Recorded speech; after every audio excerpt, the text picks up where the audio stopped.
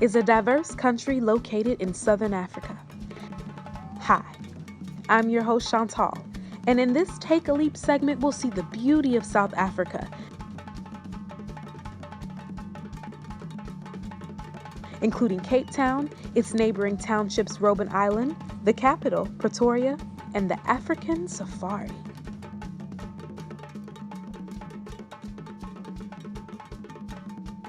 We'll also meet Rob Crawford, an expat from Pennsylvania, and Linda Luna, a volunteer from Los Angeles on a 2-month assignment working with a surfing outreach program.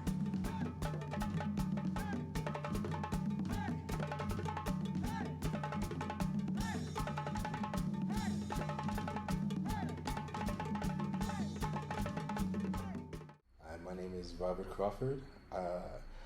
I am from, this is a loaded question where I'm from, because I normally don't claim the town that I spent most of my formative years, the stateside place. If you've ever heard of Harrisburg, Pennsylvania, you'll see why I don't claim the place. But I did go to a school in Hershey, Pennsylvania for a while, and they kicked me out because I couldn't follow the rules. But if pressed, I usually say Hershey instead of Harrisburg. I've been to a lot of places. I've lived in France, I've lived in the UK, I've lived in various countries in West Africa. I lived in Brazil, I lived in the Dominican Republic. I know I've mentioned I lived in various countries in West Africa, but I moved to Cape Town from Senegal. So I've been around it.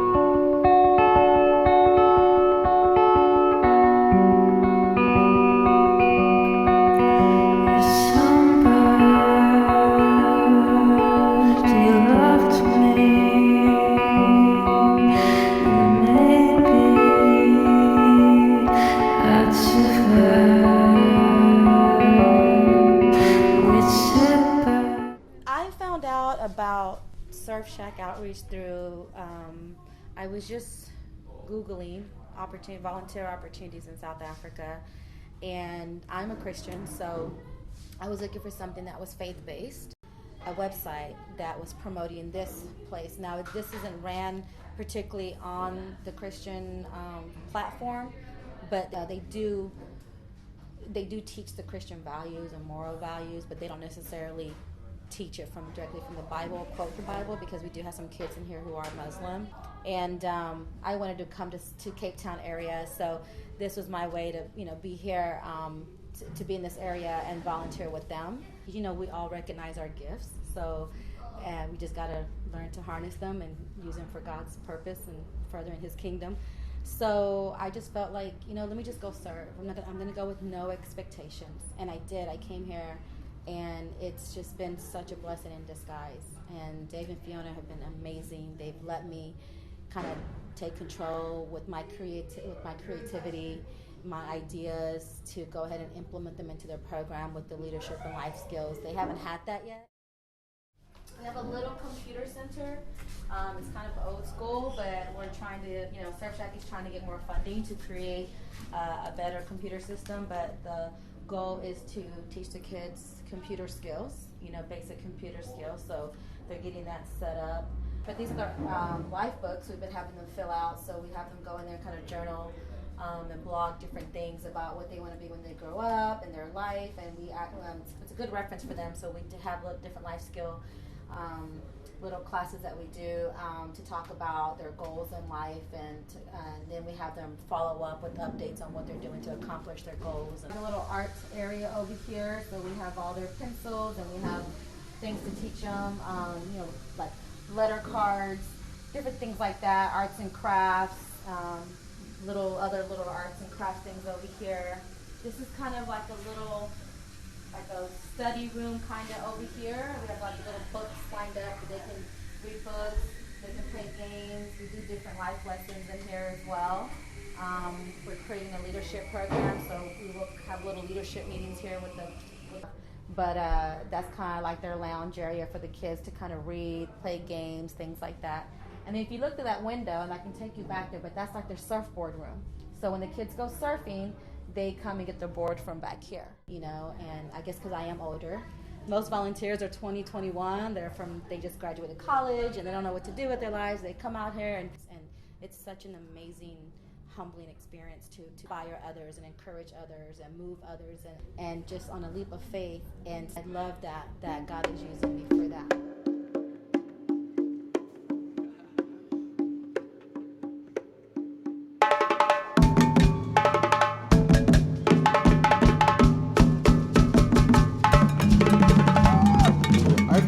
In a multilingual household. English isn't my first language, it's my fifth. So my mother, she and I only spoke in French or Spanish, depending on the situation. In the house was basically almost always French, unless a friend that spoke Spanish was in the house, then we spoke Spanish. And then if my friends who didn't speak either would come by, then we would speak English.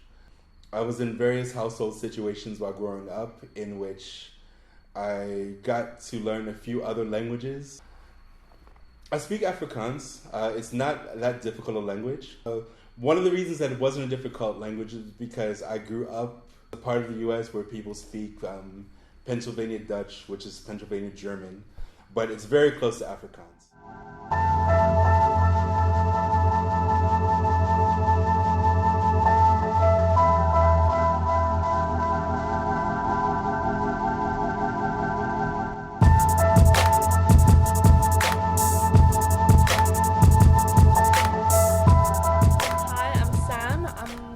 Outreach manager for Surf Shack.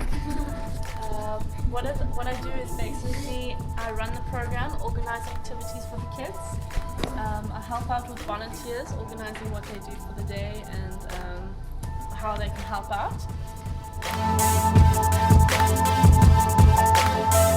We are surf program, but we also want them to improve their marks at school, improve mathematics, English, Afrikaans.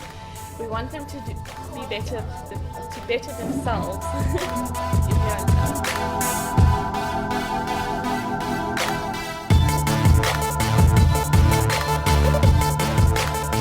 In my book, African American and Black are two different things.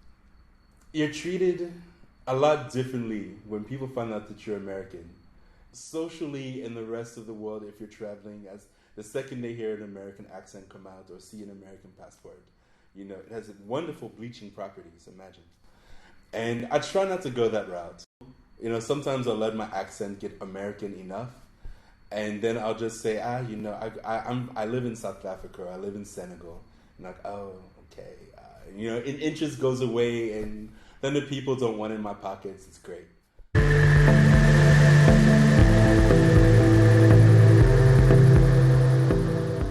My name is Rashima, they call me Shisha.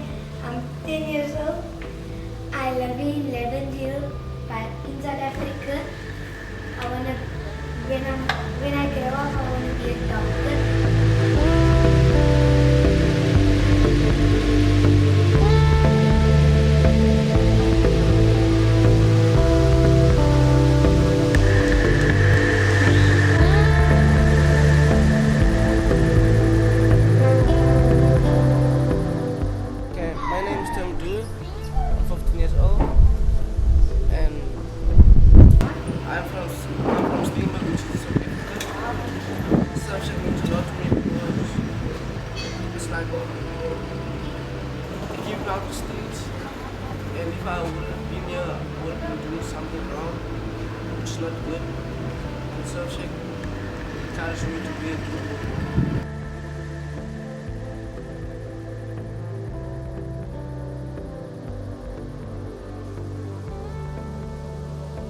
Who said it? Was it James Baldwin that said to be alive, black in America and alive and relatively conscious puts you in a constant state of rage? I just couldn't do it anymore. At the top of the list, I didn't want to live in a place where it's illegal to be black. If you lived in the part of the U.S. where I grew up, you look at Cape Town and exhale. Another reason was I didn't want to live in a place that was illegal to be gay. I mean, I'm in my 40s now, I'm getting old, so no. I didn't want to live anywhere with malarial mosquitoes or any disease-causing mosquitoes. I've had malaria, I've had yellow fever, I've had dengue. Malaria, mosquitoes, I don't do. Hurricanes, I don't do. I made a list, and I'm like, okay. Oh, and not cold enough to snow, which is why I live in Cape Town and not Johannesburg. So it's an issue. I mean, I don't do cold weather. As you can see, South Africa has so much to offer. Maybe you want to see the Big Five, volunteer in a township like Linda, or take a leap and claim an international home like Rob. Wherever you land, you'll be remiss not to appreciate South Africa and all its natural wonders. Hi, my name is Robert Crawford, and thank you for watching Take a Leap.